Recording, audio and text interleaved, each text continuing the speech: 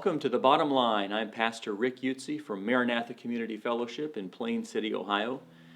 Today I want to talk about destinations, and especially destinations that we look forward to.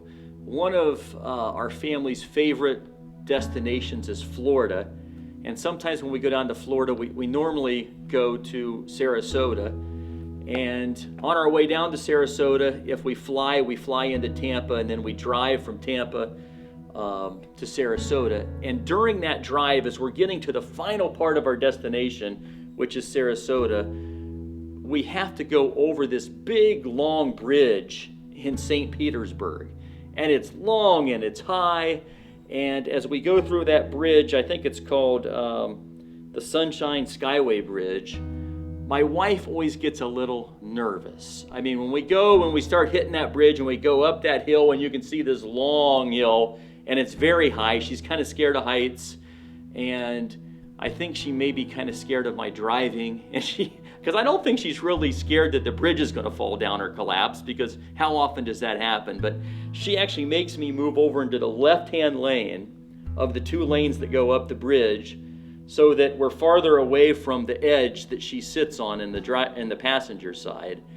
And, you know, as we think about the destination we're going to, it allows her to be able to take going over that bridge. Now, I kind of like it, right? So it's cool to me to see the bridge and the scenery from up there, but she looks at it as a setback and a trial to get to our destination. So as I was thinking about that destination, we have an even better destination that Jesus provides for us, that we have in Him and Him alone. So I want to read a few verses out of 1 Peter 1. It says in 1 Peter 1:3, "Blessed be the God and Father of our Lord Jesus Christ. According to His great mercy, He has caused us to be born again to a living hope through the resurrection of Jesus Christ from the dead." Now this talks about we have a living hope because of the resurrection of Jesus Christ. And this resurrection of Jesus Christ was a real bodily resurrection. I mean, His body was transformed, right? He was raised from the dead. The tomb is empty. Jesus is alive. We believe that, and that is the hope that we have. You know, a lot of times I think people think of this resurrection as a ethereal, mystical type of thing that, we float around the spirits. So Jesus had a body, and that resurrection gives us the same power to be resurrected ourselves. That is the hope that we have, that our bodies that we have, will be resurrected and transformed. And it goes on to say, to an inheritance that is imperishable, undefiled, unfading, kept in heaven for you, who by God's power are being guarded through faith for a salvation, ready to be revealed in the last time. Ready to be revealed, it talks about a little bit later at the revelation of Jesus Christ down in verse 7. And it says that in the meantime, before this revelation comes, for a little while, if necessary, you have been grieved by various trials and tested the genuineness of your faith. So here we have this revelation of Jesus Christ that's going to happen. It's where our hope is. It's because of the resurrection. It's because we're going to be resurrected. We have this great hope. We have this great joy and rejoicing. And it says it's by God's power that we are being guarded by faith.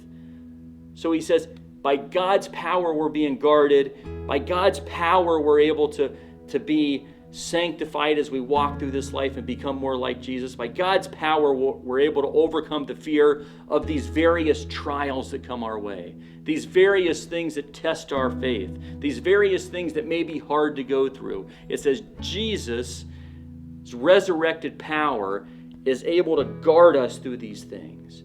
And so what I just want us to realize is that as we go through these things, we need to keep a perspective on our hope, on our destination on which we are going. And he actually goes on in this passage to say, hey, there were prophets who prophesied about this Messiah that was coming. They prophesied about his suffering and his exaltation and glorification that was going to come after that. And these prophets wanted to know, hey, who is this that we're prophesying about, and when's it going to happen?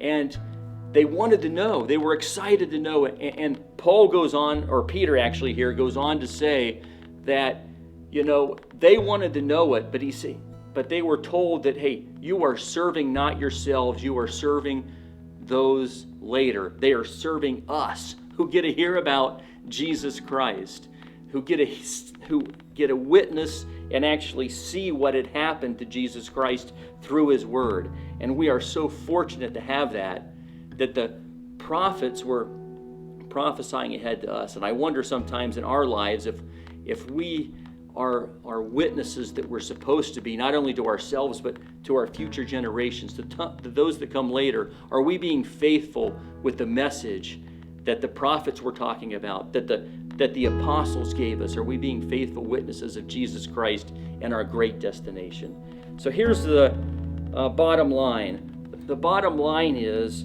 that we need to stay focused. You know, we know what our destination is. And there may be bumps in the road, and it may look like it's a long, high road to go. And we may be a little scared, but we need to overcome that fear because we're guarded by the power of God as we walk through this life until Jesus Christ comes again. So next time I'm going to be talking about a little bit more about what that means for us now. But now I just want to thank you for watching, and I'll see you next time on The Bottom Line.